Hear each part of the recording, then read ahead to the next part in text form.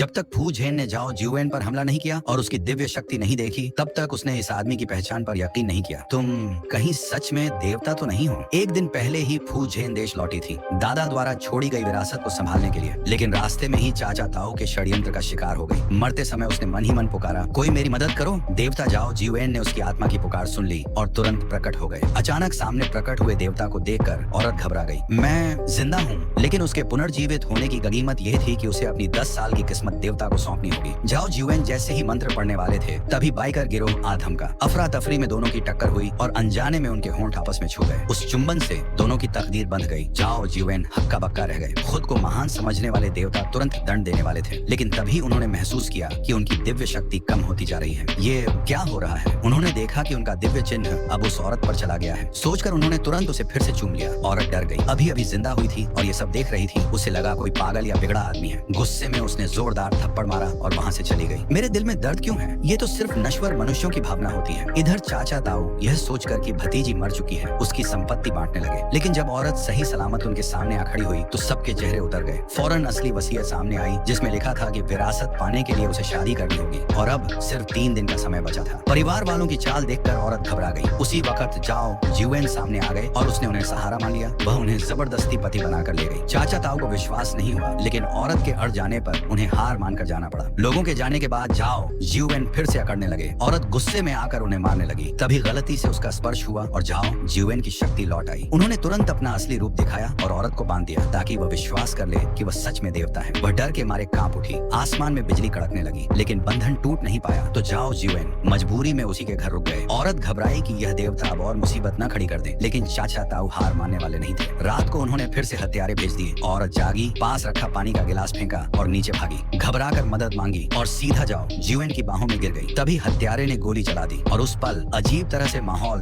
Romantic हो गया। Part 2 देखने के लिए चैनल को सब्सक्राइब जरूर करें।